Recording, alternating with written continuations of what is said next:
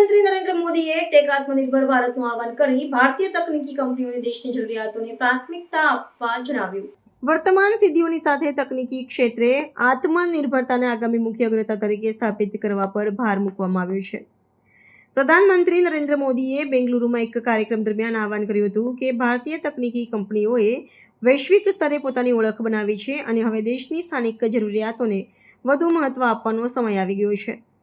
તેમણે જણાવ્યું કે ભારતીય કંપનીઓએ સમગ્ર વિશ્વ માટે સોફ્ટવેર અને ઉત્પાદનો બનાવ્યા છે, પરંતુ હવે નવીન ઉત્પાદનોના નિર્માણ અને દેશની જરૂરિયાતોને પ્રાથમિકતા આપવાની દિશામાં વધુ ઝડપથી આગળ વધવું જોઈએ.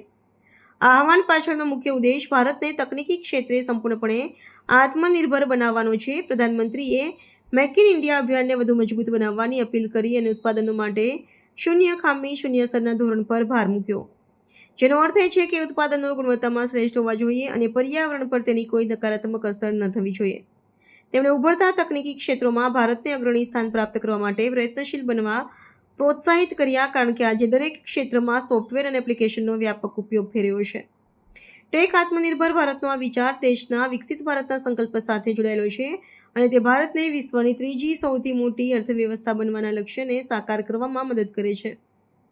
સરકારે આ દિશામાં સંશોધન અને વિકાસ માટે રૂપિયા 1 લાખ કરોડના ભંડોળને મંજૂરી આપી છે, જેનો હેતુ ઉભરતા ક્ષેત્રોને સમર્થન આપવાનો અને ઊંડા તકનીકી ડીપ-ટેક ભંડોળ સ્થાપિત કરવાનો છે.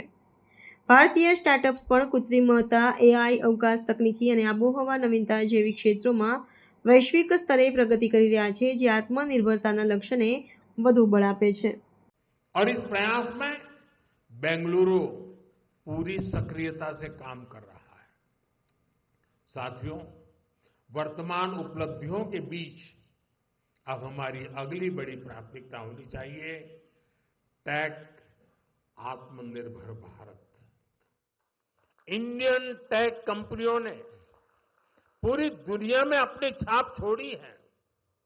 हमने पूरे वर्ल्ड के लिए सॉफ्टवेयर और प्रोडक्ट्स बनाए हैं. अब समय है हम भारत की जरूरतों को और ज्यादा प्रायोरिटी दें. हमें नए प्रोडक्ट्स डेवलप करने में और तेजी से आगे बढ़ना है. आज हर डोमेन में सॉफ्टवेयर और एप्स का इस्तेमाल हो रहा है. इसमें भारत नई ऊंचाई पर पहुंचे, ये बहुत जरूरी है.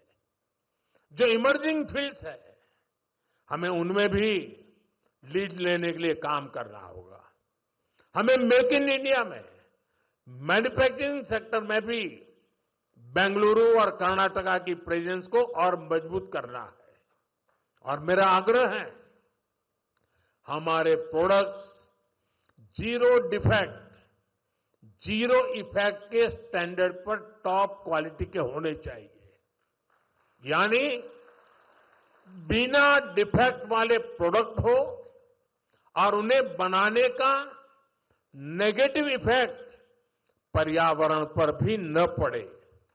मेरी अपेक्षा है कर्नाटका का टैलेंट आत्मनिर्भर भारत के इस विजन को लीड करे.